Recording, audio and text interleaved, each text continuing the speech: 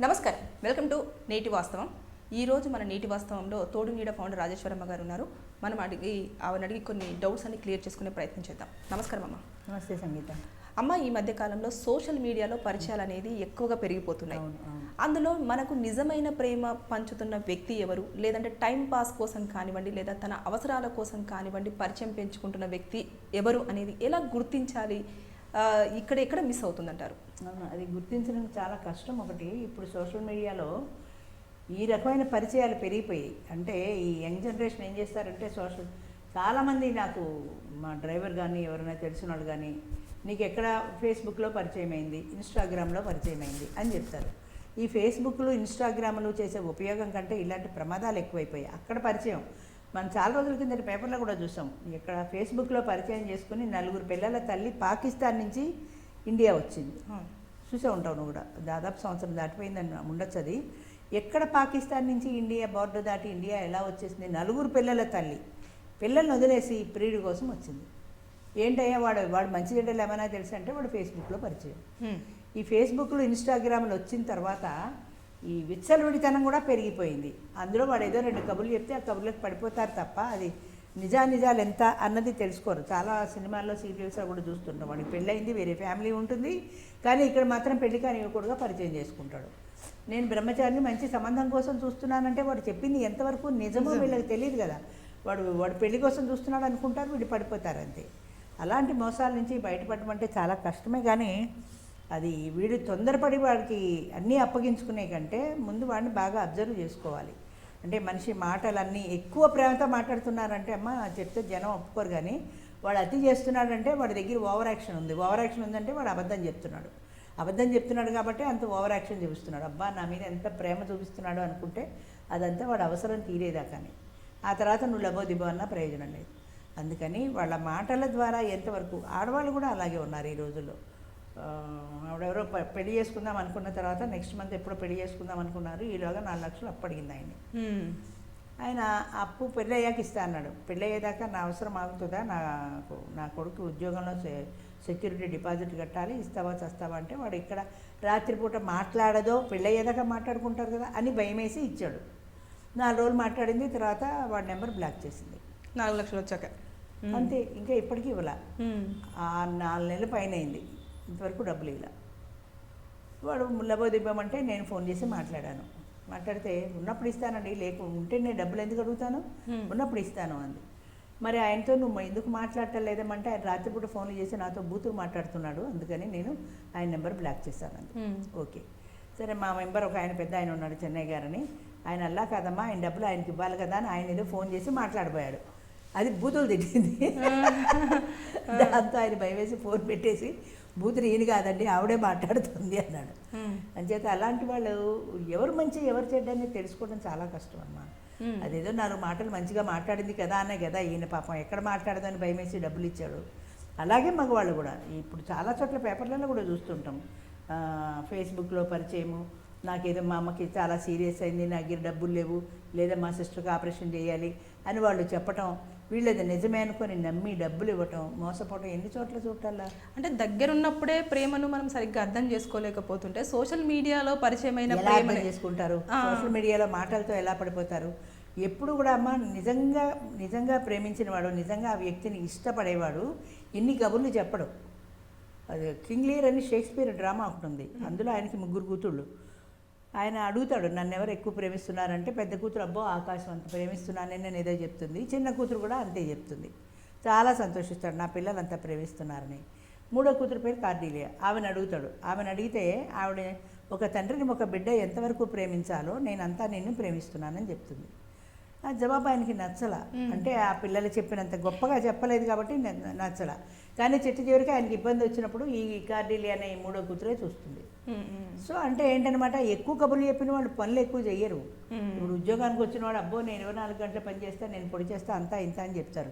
తీరవాడు వచ్చాక ఏం పని చేయడు, కబుర్లేవి. అంచేత ఇలాంటి కబుర్లు చెప్పిన వాళ్ళ పట్ల ఒక కన్నేసి ఉంచాలి. మన విచక్షణ కూడా చూసుకోవాలి.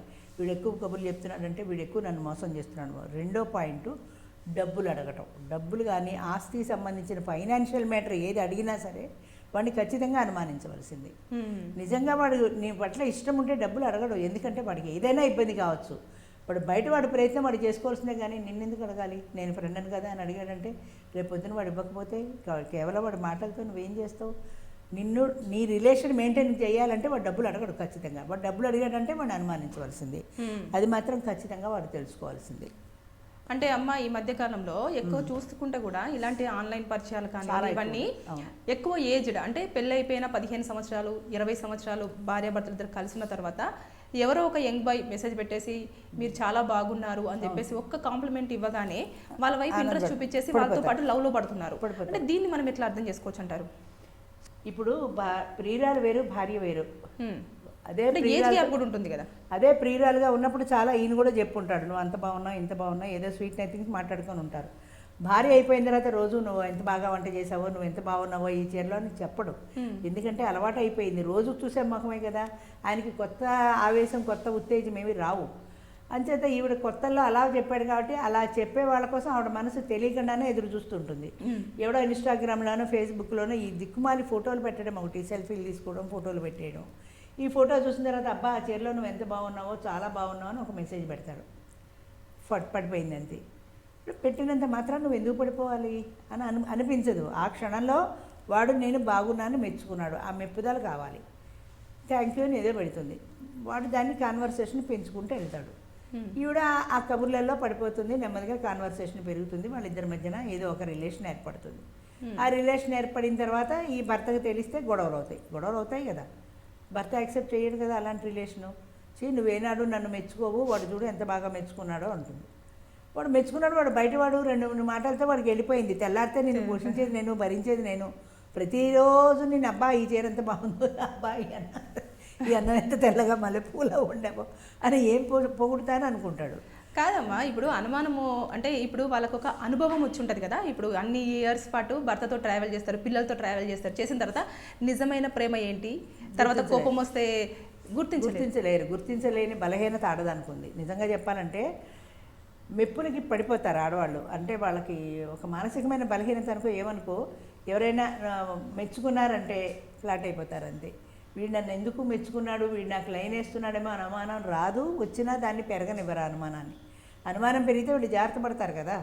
అంచేత ఇవాళ నువ్వు ఫోన్ చేస్తే ఎత్తలేదు, నా మనసు అంతా బాధపడిపోయింది, నేను తిండి తినలేదు, ఏదేదో చెప్తాడు. అదేదో సినిమాలో చిరంజీవి రక్తాక్షరాలతో రాశాడు తెలుసా అంటే సౌందర్య, రక్తాక్షరాలు కాదు అది రెడ్డింగ్ ఏదో చెప్తాడు వాడు. అలాంటి రక్తాక్షరాలతో రాస్తున్నా అనగానే ఈవిడ డౌన్ అయిపోయింది, కానీ అది ఎంతవరకు నిజమన్న సంగతి ఆవిడ ఆలోచించుకోలేదు. అంచేత ఎప్పుడు కూడా మనిషి ఎక్కువ మాట్లాడాడంటే, అది అతిగా ఉన్నాడంటే అది నిన్ను బుట్టలో వేయడానికనే దూరంగా ఉంచాలి. అలాంటి వాళ్ళని దూరంగా ఉంచితేనే వీళ్ళు సేఫ్గా ఉండగలుగుతారు. 4 మాటలకి పడిపోయే బలహీనత ఆడదానికి ఉండకూడదు. 4 మాటలకి పడిపోయావంటే అది వాడు అవకాశంగా తీసుకుంటాడు అని ప్రతివాడిని నువ్వు దూరం పెట్టి ఆ రకమైన దాన్ని ఏమంటారు, వాడు నన్ను పొగిడాడంటే ఏదో ఉద్దేశంతో పొగిడాడు, వాడు నన్ను ఎలా అన్నాడంటే వాడు ఏదో ఉద్దేశంతో అన్నాడని నువ్వు నెగిటివ్గా ఆలోచించు, నష్టం లేదు కదా నీకేమి.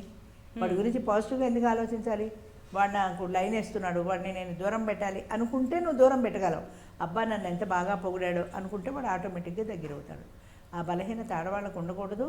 ఫ్యామిలీ తప్ప వేరే రిలేషన్ కానీ ఫ్రెండ్షిప్ కూడా ఆఫీసులో కొలీగే కదా ఫ్రెండ్షిప్ చేస్తే తప్పేంటి అనుకుంటారు. నిజమే, కొలీగ్ ఫ్రెండ్షిప్ అంతటితో పోవట్లేదు కదా ఈ రోజుల్లో. ఎక్కడ పోతుంది? అక్కడి నుంచి వాళ్ళిద్దరూ కలిసి కూర్చోవడం, కలిసి భోజనం చేయడం, అక్కడి నుంచి బయటికి వెళ్ళడం, నెమ్మదిగా ఒక్కొక్కటే పెరుగుతూ వస్తాయి. పెరుగుతూ వచ్చిన తర్వాత వాడు ఏమడిగినా కాదనిలేని బలహీనతకు నువ్వు వచ్చేస్తావు. అంచేత అలాంటి బలహీనతను ముందే జాగ్రత్త పడాలంటే వాళ్ళని అంత దూరంలో పెట్టాలి. పెళ్ళయి ముఖ్యంగా భర్త పిల్లలు ఉన్నవాళ్ళు మరింత జాగ్రత్త పడాలి. దురదృష్టం ఏంటంటే జాగ్రత్త పట్టలేదు. అదే అంటే ఆన్లైన్ పరిచయాలలో ఏర్పడిన ఏ ప్రేమలైనా సరే అమ్మ అదేదో సినిమాలో శ్రీలక్ష్మమ్మ కదా ఏదో సినిమాలో చాలా పాతది అది, కన్న తల్లి ప్రేమ ఘనమైన ప్రేమ, కడమ ప్రేమలన్నీ కష్టాల పాలు అని ఆ పిల్లకు చిన్న పిల్లప్పటి నుంచి నూరు పోసేది తల్లి.